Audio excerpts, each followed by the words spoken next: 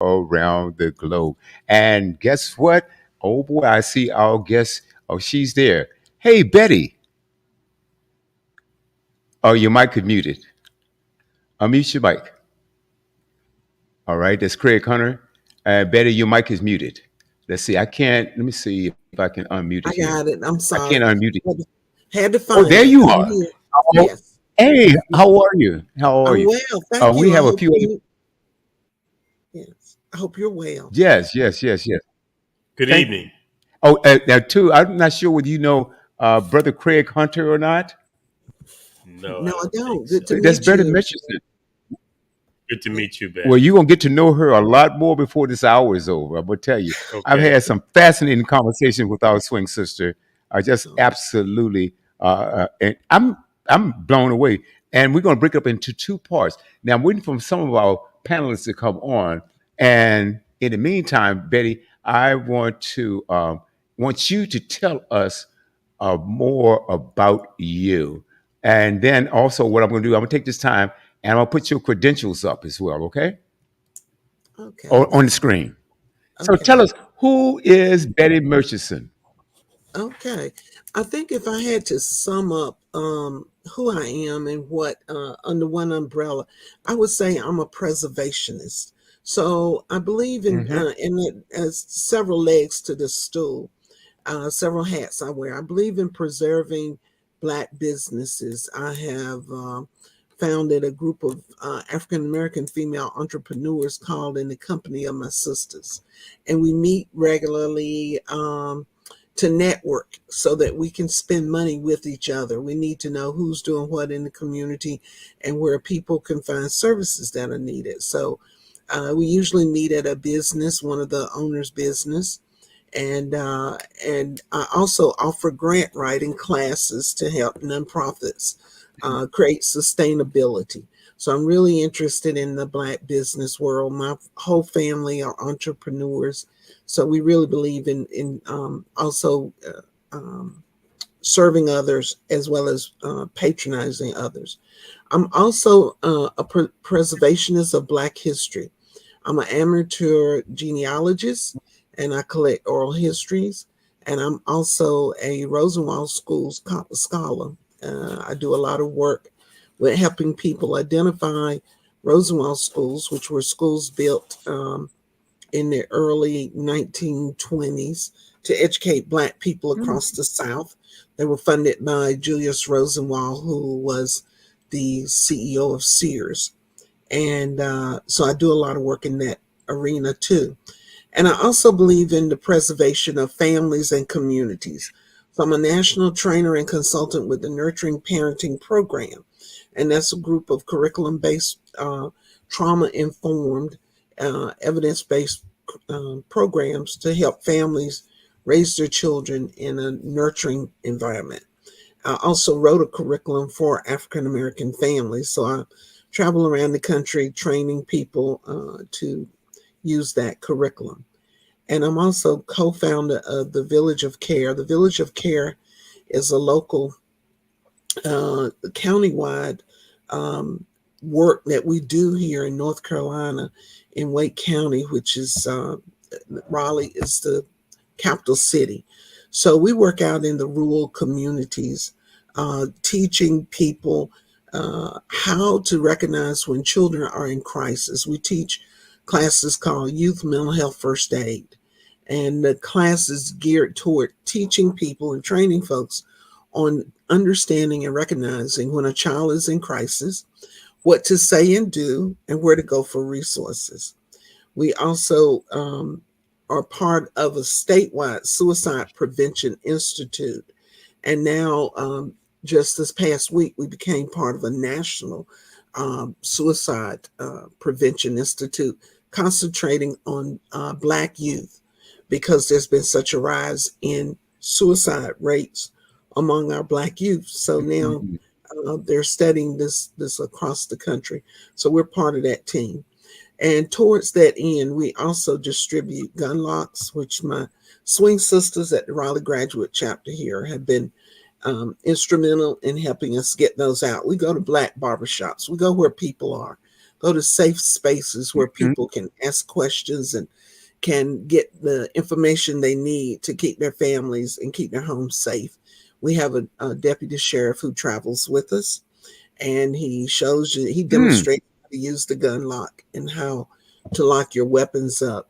And we also have been distributing Narcan, and Narcan is a Mm. drug that can reverse a drug overdose.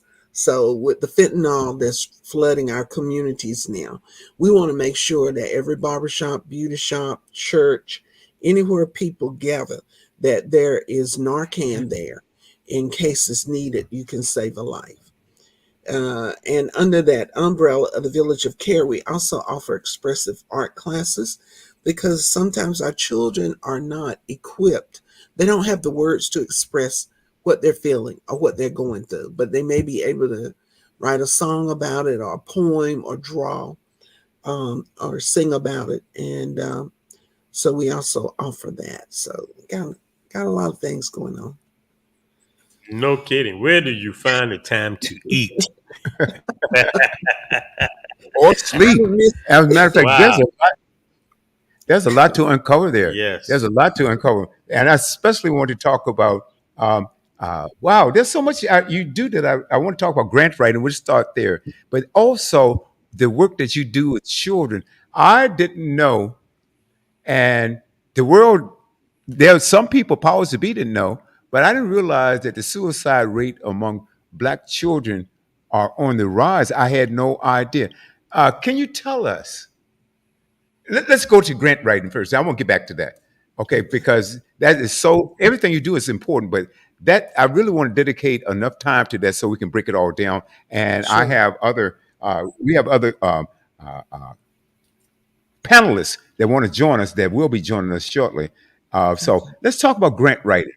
You mentioned Sure. something about that you do grant writing classes, and but your focus is basically on nonprofit organizations. Now, do you handle for-profit organizations? Do you write grants for them as well?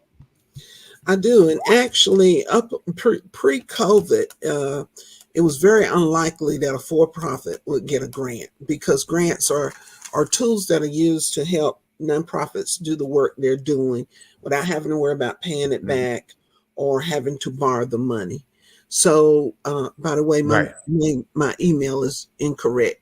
I'll correct it for you later, but it's an extra Okay. N. Let me. There's an extra e will.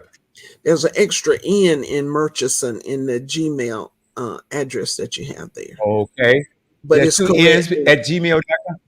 Okay, let me Yes. correct that for you. No need letting that wait. So you continue talking, and I'll fix it. Okay. Okay. The Let's do website it is now. correct. The website is correct, but Oh, it's misspelled in the Gmail account.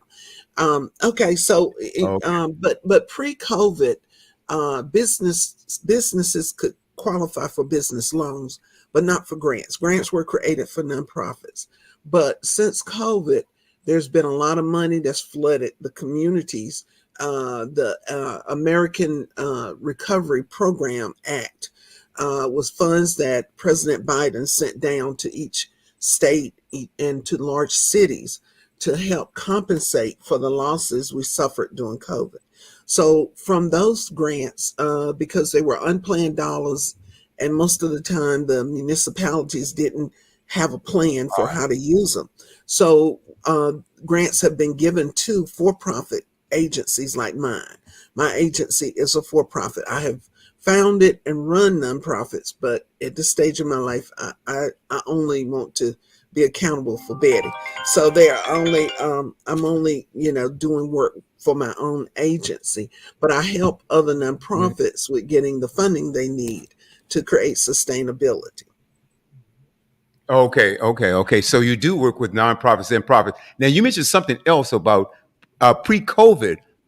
It was difficult getting a grant, or uh, I don't know whether it was virtually impossible, but to get a grant before COVID. So when COVID tell us the impact that COVID had. I'm not talking about, well, actually, I can't think of anything positive that it had, except for some of the programs that were birthed out of that. But now you're saying that a for-profit organization is easier for them to get a grant now, And what is the criteria they have to meet? Yes. Well, a lot of times it's about developing relationships. I tell people it's the same thing. It's the same principle I would tell a business if you're looking for a business loan. Develop a relationship with your banker. The funds that I Hmm. received for the past 2 years have been because of the relationship I have with the folks at Wake County. And they know my work. They know that I have been consistent with doing work within the community. And my agency is a community-based organization. So that means that Uh-huh. we're not a nonprofit. We're a for-profit, but we have a community focus. So all the things we're doing are to benefit the community, but we're not run the way a nonprofit is run. So if Okay. people Now, out there have a nonprofit and they're interested in funding, there are a lot of different resources they can look at. I've put my correct email address in the chat there for you. okay. Now, I changed it to two N's at your No, Gmail. no, Is that no, correct? Or no, it's not. It should be one N at the end. okay, Murchison. Yeah, I've put it in the chat. okay, okay. I see it.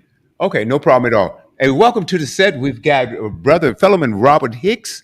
Robert Hicks is coming back from the conclave, and Sister Tiffany Hilliard, she's on set, and Tanisha Holmes will join us. Hey, Robert, I don't know whether you know this sister or not. Sister Betty Murchison.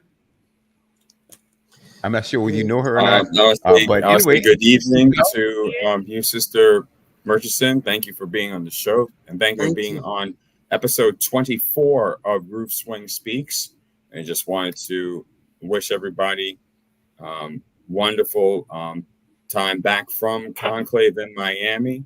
But also, I just wanted to say welcome to the show tonight, and we look forward to spending the next hours with you and finding out a little bit more about who you are, as well as your information that we will be able to put online as well.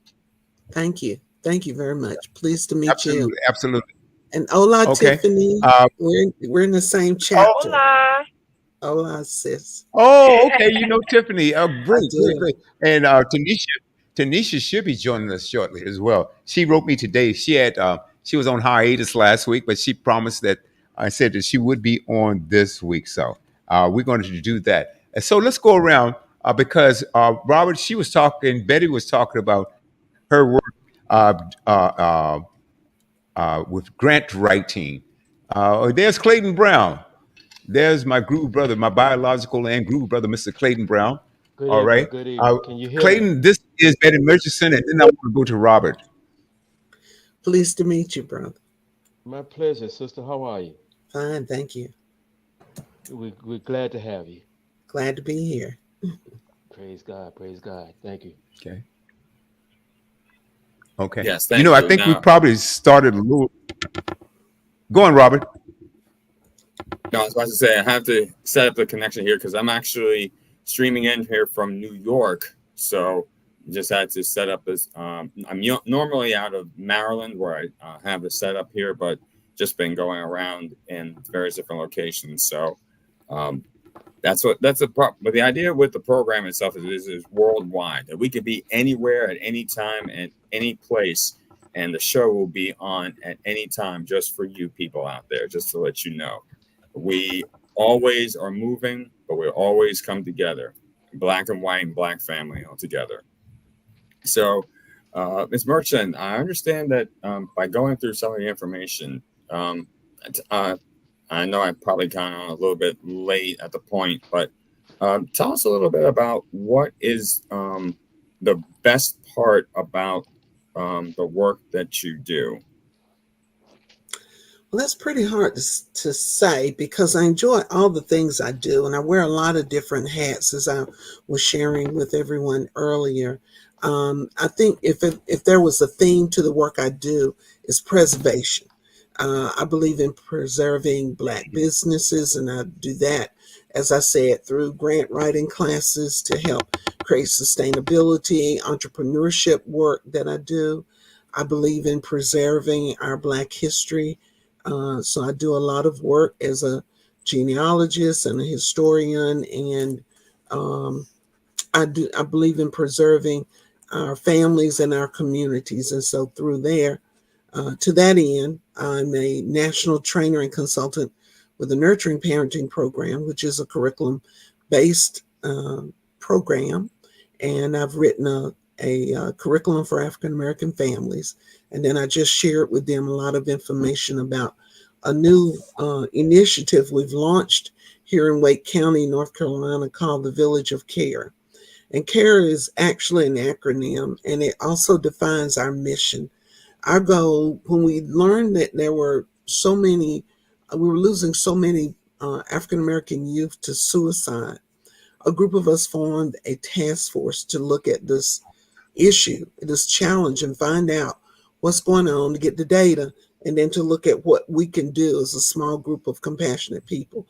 So we decided that we would look for other compassionate people in the village, make them aware that we are in the middle of a child mental health crisis. This exasperated, of course, after COVID. And then the E is for education, to train them so that they could become the R, the resource in the community. So that's the Village of Care: compassion, awareness, resources, education. And we have been very successful. We have grandparents, we have faith leaders, we have barbers. We've trained over 60 Black barbers in youth mental health first aid. And youth mental health first aid, as I just elaborated on, is a day-long class. It's a certification, 3-year certification, good anywhere in the country. And it teaches you to look for signs of a child in crisis, and then what to say to them, and then how to get them the resources they need. Because we've got to be our own superheroes. We've got to save our own village. The cavalry is not coming, and it never came to save us anyway. It was coming to save the white settlers. So we don't have anybody mounting up on horses to come and save us. So we know that there are a lot of reasons that our children's mental health, that they're having problems. We know that racism still exists in our community. We know that a lot of families don't have insurance, don't have health insurance. We know that there's incompetent therapists, people who aren't culturally competent and don't understand our culture and don't understand our children. I was looking at TV this morning with the woman who called the policeman because she thought someone was breaking in her home. He winds up shooting her in the head because she had a pot of hot water on the stove. He was twice her size, and he had to come around the corner to get a good shot, to get the headshot, as he calls it. So oftentimes our folks are harmed when they call for help. So we've got to be our own resources within our own community and figure this thing out. Yes, definitely. That is true in the sense that we definitely need to be our own saving grace at times. We also have to be our own network. And I definitely appreciate what you've done, especially when it comes down to training Black barbers to help out by looking at the mental health of children. We've all, in the Black community, as men know, Black barbers are basically the ones who basically are therapy whenever we can't really go out and purchase therapists ourselves. But at the same time, that doesn't mean that we can't, as the men in the community, we definitely, and the men in the community, need to be able to reach out to the young and basically understand that to the children that we are here for them. So, and we need to reduce the stigma surrounding discussion of mental health. In the African American community, sometimes we don't want to face that. We don't want to talk about that. But it's very important that we normalize talking about mental wellness and mental health. COVID was a phenomenon that impacted all of us. I'm still a little concerned about being in a close room, a small room with a lot of people. I still kind of hang around the perimeter of the room, because COVID really is still with us. And I have a son and a daughter, both who are just recovering from another bout with it. So Wow. it interrupted our way of life. For many of the kids that we're Mhm. working with now, they lost their grandparents. The grandparents died. Mhm. Many African Americans were frontline workers. They were bus drivers, working in restaurants. Um, you know, Mhm. they were the ones who were first impacted. Our community was heavily impacted by COVID. So these children lost their foundation. And now, when we look at the statistics, the data tells us that suicide is the second leading cause of death for youth ages 10 to 18 here in North Carolina. The second leading cause of death. And we know that 1 in 5 children will experience a mental illness, but only 45% of them receive treatment. So the rest are just Mhm. acting out. We're seeing school shutdowns and kids taking guns. And I was at a conference in Bethesda, Maryland last week, because now our work has been elevated to a national level. And SAMHSA funded a Black Youth Suicide Policy Academy. And we were one of 8 states. North Carolina was one of 8 states represented there. And we're really struggling with this challenge that we're facing with our youth who are dying by suicide at a higher rate than the majority population. In 2022, Black youth rates surpassed whites for the first time ever. And suicide. Wow. Yes, Wow. yes. Wow.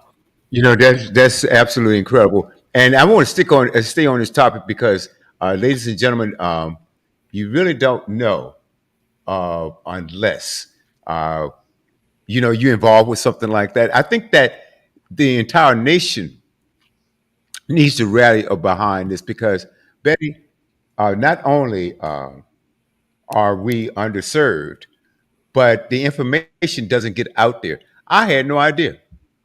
I knew Mhm. suicide was bad. I know about mental health with our children, young adults, and our seniors, but I had no idea. And if you guys think about this, you have children, you have grandchildren, you have nieces and nephews. You should be concerned about what Betty is saying. And like Robert said, I applaud the work that you do with this. Now, um, also, you said now was it you said Samsung put on this conference? Samsung, So yes, that's the Substance Abuse Mental Health Service Administration. So this is the federal government putting oh, money okay, behind this, and they are okay, really concerned about it. And it should be funding coming down soon from different sources to attack this problem. And it's also right, higher. It's even higher in children who are part of the LGBTQI plus community. Their suicide yeah, rates are yeah, really, through the roof because, they're because of all the challenges they face. And that doesn't even take absolutely. into account the self harm. While I was in Bethesda, they had a panel Mhm, of youth who talked about their journeys. And these were very smart, articulate kids. They were college students. And they talked about their suicide attempts.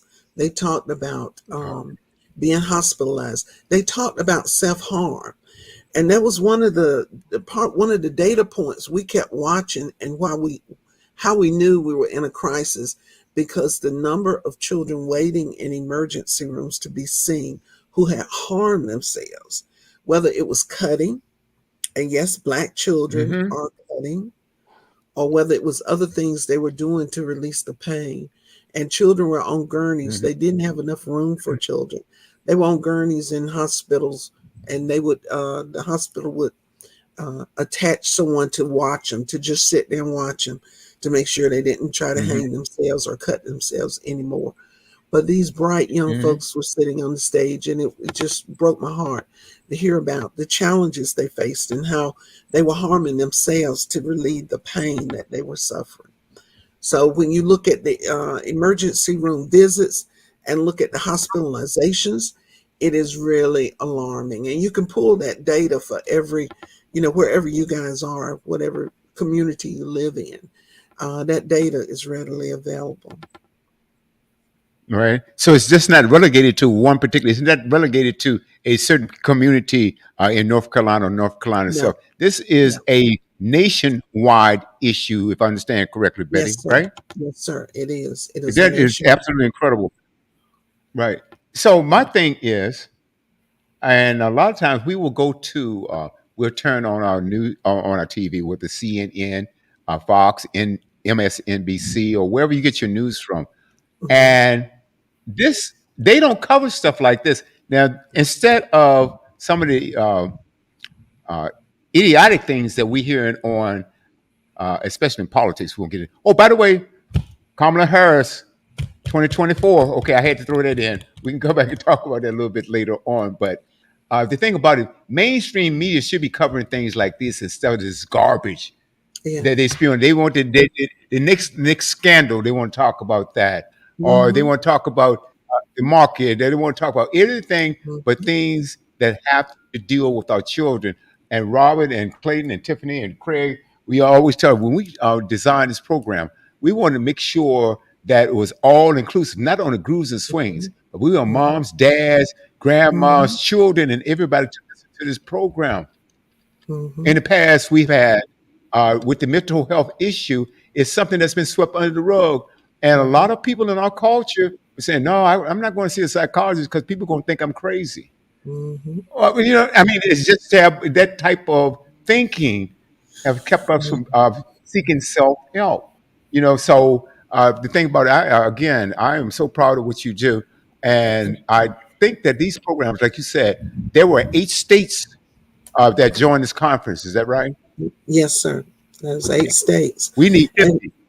We need all 50. yeah, we do. We do. I think what's changing the landscape is that we're seeing more Black athletes come forward now. You remember Simone Hmm. Biles had to drop out of the Olympics Right. 4 years ago, and some of the tennis stars, Coco, not Coco Golf, the other young lady, dropped out. So we're seeing more athletes. We're seeing male football players come forward and talk Hmm. about their mental illness. And I tell you another thing that we've got to be concerned about. North Carolina just entered the sports betting world. And I just dreaded Mm. seeing it happen. I know that no good can come from this. And sure enough, now athletes are being bullied. It's one thing to lose a game and you maybe had a case of beer, you were betting with your best friend. But if you put $2,500 down on it, now you feel you have the right to go online and bully these athletes because they missed a shot or missed a Right. football pass or whatever. And these athletes are being terribly bullied. NC State made it Right. to the Final Four, and so we were watching it very closely here, and some of those athletes were just really treated really bad. So now we're looking at how can we get help for these athletes who are not pros, they're college athletes and high school athletes who are being bullied when somebody loses money because of a game. Absolutely. It is horrible. Let me ask you a question because it's not going to get better until we do something to make it better. Yes, And to me, it mentions something about bullying. A lot of suicide, would you say a lot of suicide is the result of bullying with our children, especially? absolutely. Absolutely. I remember seeing a story on the news not long ago of a young teenage boy. Somebody came on his social media post, pretended to be a pretty young girl, asked him to send some Mm. nude photos to her. He enjoyed the attention, and he had been an athlete. He was popular. His mom and dad adored him. He sent her pictures. Turned out it was a scammer from Nigeria or somewhere. Demanded he send them money, or else they were going to release the photos to everyone at his Release. school. He scraped together money, sent to him what he could. They asked for more. And in order to keep from embarrassing his parents, he used a gun and ended his life. Oh And no. so, Oh yeah, no. and so this is very common Oh no. that It is. they bully you to get the money. They really want the money, but they don't care if you end your life because you're just a means to an end They for don't them. care. Mm-mm, no, Yeah. not You're at all. exactly right. I'm gonna go around the panel. I'm not gonna hog the thing. Hey, Craig, any questions you want to ask the sister along a regarding to the topic here, or something else that Sister Betty had mentioned? Well, most of your Betty, Sister Betty, most of your activity and your involvement is concentrated in the North Carolina area. Is that Yes, correct? yes, it is. So, and most of your certifications where you actually do your training for the fire department or the barbershop people and various leaders in the community, do you actually give out certifications for those classes? We have certification. My team has certification in some things. We can issue certifications, yes, and some of the programs are national programs, so we can issue a certificate and it's good in any state you're in. And we're getting more and more Mm, people trained so that we can extend the work we're doing. mm. Okay, so a class that would receive a certification, is that a class that would require any type of fee? Well, a lot of the classes that we're teaching here, there's a state grant that's paying for. We had one, well, we offered two, where not only did the state pay for the trainer, they also offered a stipend for any of the participants who came. So the folks who attended the class got a $150 gift certificate. So each Oh. state has different offerings and they're doing different work in every state. In the report out that we did with the seven states who were at this workshop, each of them had different kind of funding to do different aspects of this kind of work, child mental health work. Okay, and how large is, I think you said Wally County? Is that correct? Spelling Wake pronunciation? County, WAKE, Wake Wait, County. okay. Wake County is How one large of the is Wake? largest. It's one of the largest counties in North Carolina, right behind. We're always neck and neck with Charlotte, Mecklenburg, and Mhm. Okay, the great amazing. state of Charlotte, we call it. But yeah, it's one of our Mhm. largest and wealthiest counties. But we have so many pockets of poverty here that it doesn't matter that we are the seat of state government. We still struggle. Mhm. Clayton, Yes, sir. Well, Sister are Betty, any questions for Sister? yes, can you hear me clearly?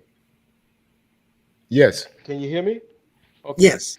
Sister Yes. Betty, I do have a comment and a question. I'm retired military, and that was one of the things that they trained us on to try to recognize a person Yes. that was in trouble. Yes. Uh, they look for the signs of them cowering down, and uh, you start to see a change in their demeanor where they start to fading away from the people they normally interact with. They Mm-hmm. started giving away Mm-hmm. their Mm-hmm. personal possessions, and Yes. it's basically one of those things you start to. But it's on us to recognize those things. Um, before I get to my question, well, this is my question: how do we reel those people back in to let them know that it's okay to ask for help Mm-hmm. without them feeling embarrassed? Because Mm-hmm. we live in this narcissistic country. Mm-hmm. Everybody's for themselves. They don't, Mm-hmm. not everybody, I can't say that because I believe this panel really cares about our Mm-hmm. people and the people outside. Mm-hmm. How do we, as an expert in your field, use those programs or utilize our voice to get those people reeled back in without making them feel embarrassed or make Mm-hmm. them feel scared that they can't come to talk to someone? Very good question. Thank you for that. And I'm gonna answer the other brother's question. We're 1.2 million people in Wake County. That's the size of Wake County. Okay. But that's a very good question. I'm glad you brought that up. I also wanted to mention because my sister is retired military, and she's a very active person in her Disabled American Veterans chapter. So I'm very familiar with the struggle that our military families face, and we lose about 22 military. We have about 22 military deaths per day in this country. Yeah. Mm. 22 a day. Wow. It is a very alarming rate. Veterans rates are 57% higher than the general population. So, and I took a class called CALM training, Yeah. and in that training there were several veterans in there with me, and we talked about how do you, and we acted out scenarios too, and how do you reach people, how do you get them to just agree to lock their gun away until they are past the crisis they're in? And that's all that Mm. calm training is about. Is about teaching folks to agree to put your gun away, put it in a lockbox, and give the key to someone else. Give it to a friend or a neighbor or someone else to keep it for you, so you're not tempted to use it. Because one of the startling statistics is that many people who consider suicide only think about it for about 10 minutes. Yeah. 10 minutes. So when you Mm. have a friend, and in response to your question, when you have a friend who is um, thinking dark thoughts, one of the things the training teaches you is how to ask that difficult question. Are you thinking about harming yourself or someone Whoa. else? That's a hard question. I have only asked it one time, and it was a Mm, unique situation, but he was saying all the things that I had been trained to know that I needed to mm, ask. And so I had to take a deep breath and just, center myself and ask him that question, ask a man that question. He was a white man, a white preacher. So, I you never know when you're going to be presented. And that's why the mental health first aid classes are just like, if you've ever taken a first aid class, you hope you'll never have to use it. You hope you'll never have to get down on your knees and do chest compressions and breathe in someone's mouth, or help save a life. But having the Hmm. knowledge to do that, you can do that, is reassuring. So when you have mental health first aid, that equips you to understand what are the signals. And you just gave a great list of those, brother, of the things to look for when people start giving away treasured items, when they stop doing things that they have enjoyed doing before, they no longer get enjoyment out of it, when Mm. they have let their body go, they're not cleaning their clothes or cleaning their body. There are a lot of signs. And being a good friend or being a compassionate person, you have to step in the way. You have to get in the way and ask them if they want to talk, first of all. And sometimes some people Hmm. just need someone to talk to. It can be that simple. Being able to unload. A friend of mine called me. She was vacationing in Puerto Rico last night. And she called me because she had to unload because someone had attacked her character. And she's a black female business Mm, owner. And that can be harmful to your business when someone sends an email out attacking your character the way she was done. And she Hmm. just had to talk it out. She wasn't by any means suicidal, but she just needed someone to talk to. So all of us have been in that Absolutely. situation. You had a bad relationship, you lost your Yeah. job, you got a bad health diagnosis. Anything can tip the scales for any of us. And we've got to be Hmm. compassionate enough to listen, to ask the person if they need help, and go with them. Go with, you want me to drive? I know someone. I can take you. If you want to go, I don't mind taking you. And then walking with them on that journey. Yeah. And we've all done Right. it before. And, You've and had one of the a and friend one or of the somebody things, who's lost someone, and you stood with them. Wow. I can see the importance of that. yeah, That you have a little, have not a little, but a support system with you. A friend that's willing to say, "Hey, look, I'm in here with you." No, Yes, let's yes, go. That's big. That's yes. This. big. I got a question to ask. I have a question to ask also, and I'm sure all of us have gone through this. Sometimes you will call a friend up and you said, "Hey, what's going on?" I'm okay.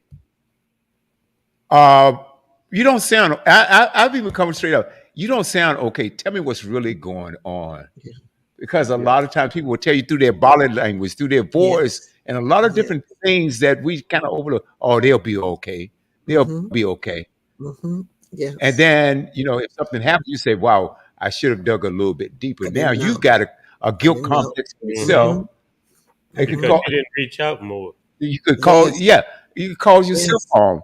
And so, yes, I certainly understand that, Sister Betty. Now, when it comes to child hood suicide, boy, I'm going to ask anyway. What's the youngest that you've heard about? 5 years old. Wow. Hmm. 5 years Wow. old. Children 5 years old can't even spell suicide yet, and they're Mm. No. contemplating it. I had a 10-year-old who we had an art class. The art teacher said, write a poem and then draw a picture. So I'm walking around the room talking to the kids, looking at the pictures, and I said, oh, your picture's interesting. She said, read the poem. I read the poem, and it was about a friend who had stage fright so bad that she was going to attempt suicide. And I said, well, what Oh, did you no. do? You learn from taking the training, you learn to Uh-huh. calm yourself Right. first and then ask the question, well, what happened? She said, I talked her out of it. And that's my why. All of us have a why for what we do. Whenever I want to sit down and say, this is too hard, I don't feel like it, it's depressing, I think about this 10-year-old child who talked another 10-year-old child out of killing Right. herself in school. If she can do it, I have no way I can sit down and say it's not my problem, or I can't handle it. So she's my why. I think Right. about her often, and I carry the picture around with me that she drew that day.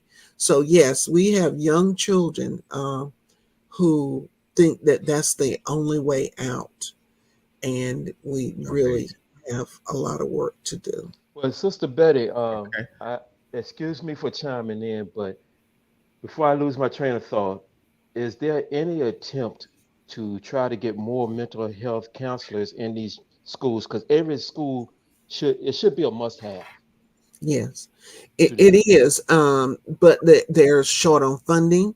They're short on therapists. Therapists got burnt out during COVID. A lot of my friends are. I'm not a therapist, but a lot of my friends are. And I used to run a mental health counseling agency, and I had 150 employees at one time, and we really could make a difference in a family's life because we had enough people to really wrap around that family and walk with them through whatever they were going through. But there is such a bad shortage. There are insurance issues. So let's say all of us work for the same agency, but we have different credentials. You can't, depending on what kind of insurance the child came into the agency with, maybe only one of the five of us could see this child because of the way the insurance is so jacked up. And of course, Medicaid expansion has opened up and been helpful to some people. And then some people just get therapists who aren't culturally competent. So there are a lot of reasons. And add to that the stigma in many communities where, as you said, Black people say, well, I don't want people to think I'm crazy. And you don't, Right. we're trying to get away from that so that people see this as just like going to the dentist. You go to the dentist not because you don't take care of your teeth. We don't treat mental health the same way we do physical health. If you broke your arm right now, you go Right. to the doctor and they will handle it. If you had a mental health issue, Mhm. you might go to the doctor and they say, well, there's a 3-month wait because we don't have enough therapists. And so parents have told me that they said, well, you got to wait 3 months. It's and you great. mentioned It's really a mess right now. It really is. and you Mhm. mentioned funding, and I know most schools are state to state funded, but we have a Department of Education. This should be a government federal mandate coming from top to bottom, where all schools should have that. I do believe all schools should have some kind of way where the government has their hands in it. I know states don't like government, too much government in their stuff, but when you talk about mental health, Yeah. like my brother said, this is a worldwide state, a countrywide Mhm. pandemic. It's a problem. Crisis. Yeah. They can, yeah, it's a crisis where they can fund this and have money set aside for competent mental health people like yourself and other people. Is there something that could be done? We're in the middle of an election. Talk to those people and say, hey, this should be on the ticket. Mhm. I Hmm. agree. I couldn't agree more. I know you've heard of Project 2025. They Oh have their yeah, way. They're going to Oh boy. eliminate the yeah, Department of yes we have. Education. Yes. So, depending on how this election goes, we may not even have a Department of Education in a year or so. I don't know. But it is very concerning. And I think that because these are Black children, because the rate of increase has been in Black youth, I think that's one of the reasons nobody's really sounding the alarm or caring about it. So I was really pleased that this agency, Substance Abuse Mental Health Service Agency, said we're going to tackle this Hmm. problem. Wow. Absolutely. Sister Betty, I was just jotting down a few things while you were talking, and you and Clayton just now, and a couple of things I wrote down. Uh, I wrote down three things that play a role in our lives growing up. Your teacher, Mm-hmm. the principal of that school, Mm-hmm. your friends, and your family. Okay, Mm-hmm. let's start with the family.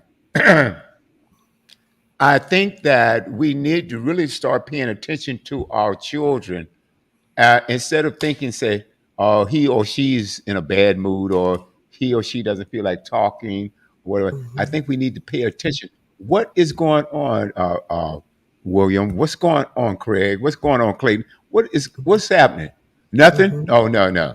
Mm-hmm. I think that we need to insist Mm-hmm. that our children talk to us. Insist. Well, okay. I tell you what, we can do this the easy way. We can do it the hard way. The easy way, you tell me what's going on. We talk about it a little bit, and you can now go back to your room. The hard way, you're not going anywhere until you tell me what's going on with you. And I say that because um, I have a friend, Clayton and I have a mutual friend that lost her son. Oh my God, 30 plus years ago. Yeah. Okay, to suicide, and she's still grieving. Mm-hmm. To this day, Mm-hmm. she is still breathing, Mm-hmm. grieving, brother. And can you imagine? Not only does it affect mom and dad, the sister, the uncles, the aunts, the cousins, the friends, Yes. and Yes. every time there's and every time there's a suicide, I believe that it makes others more vulnerable in their head. Mm-hmm. It does.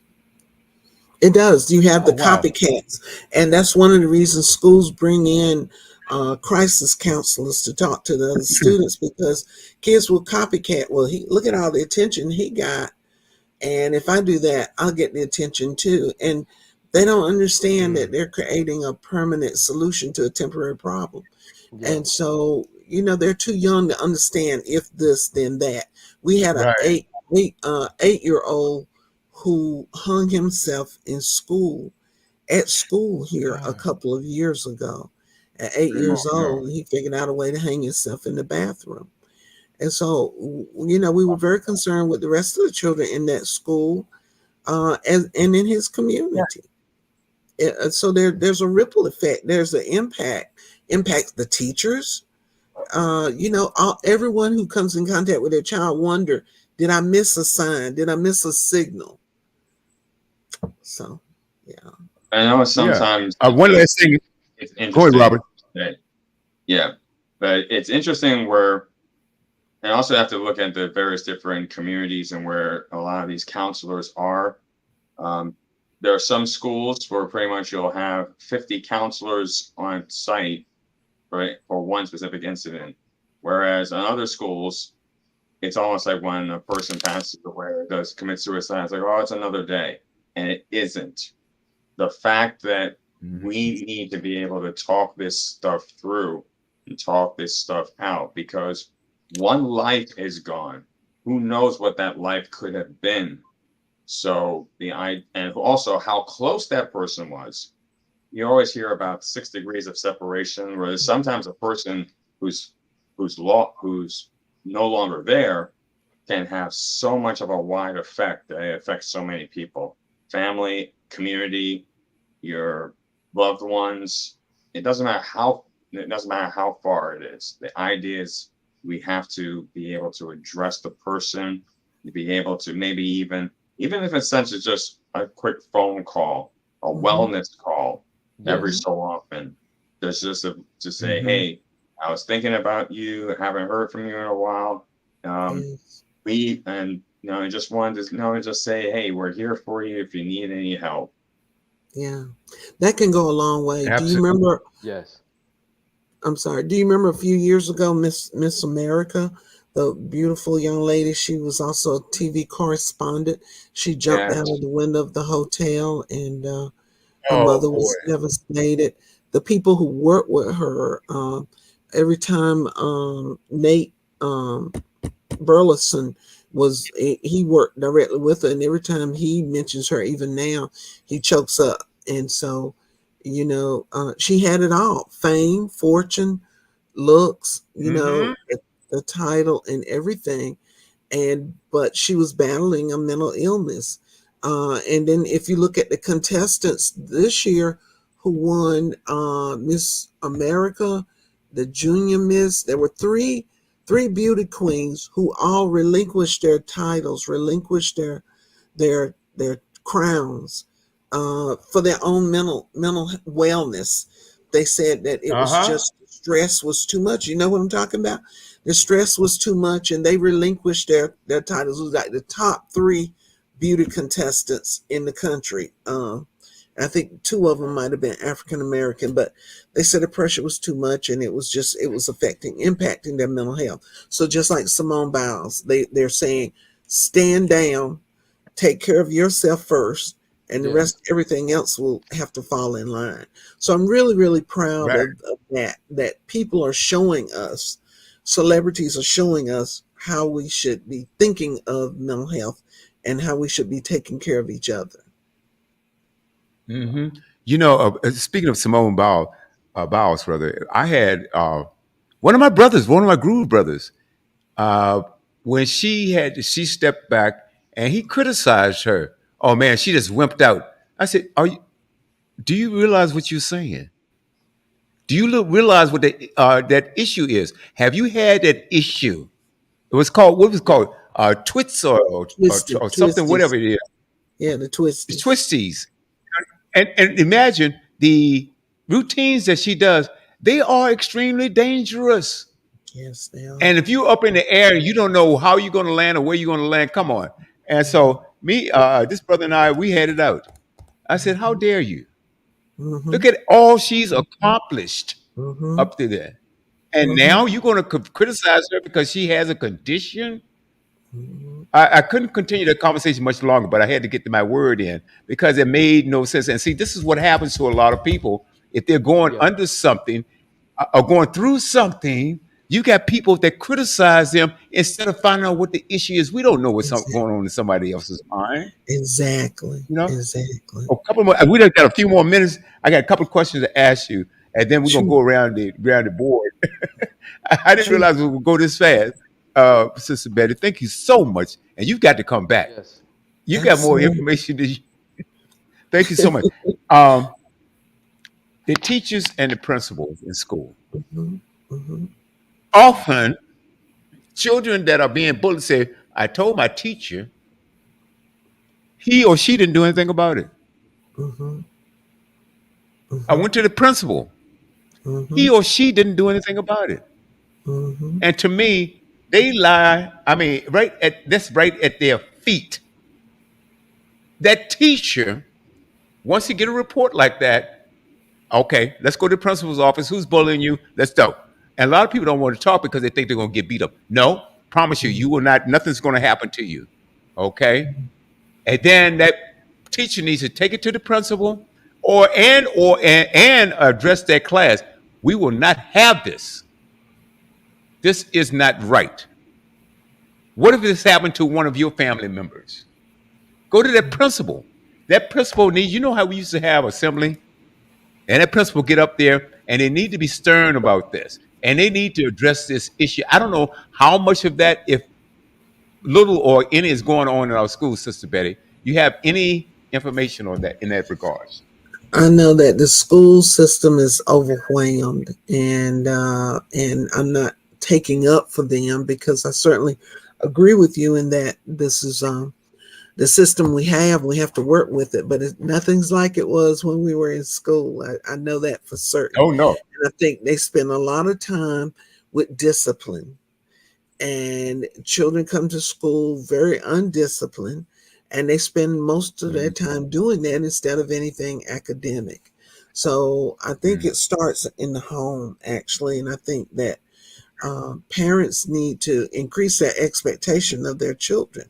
And I expect you to go there for me not to get phone calls that you're not cooperating, you're not, doing the things you need to do. But you got to make your home environment a safe place and a nurturing place, that's right. or else if it's a cruel place, then that's what children learn, and that's what they're going to go out in the world with. Uh And huh. so I think that as parents, I don't have any grandchildren, but I tried to raise my three children in a place, in an environment that they felt safe and loved and nurtured. So whenever they went out in the world, whatever the cruel world said and did, they could handle it, because that's the way we have to prepare our Right. children, not preparing them in a cruel way or making them afraid of Right. us. That doesn't help any. They're afraid of your mom and dad, afraid of the teacher, afraid of the principal, afraid of the bus driver. Who do they go to for help? And that's why they get in these situations and they say, well, I don't have Mm-hmm. anybody I can talk to. I can't talk to my parents. Mm-hmm. I'm scared of them. I Right. can't Right. talk to the principal. So Amazing. You yeah. know, and then if you have a macho dad, say, "Hey, suck it up."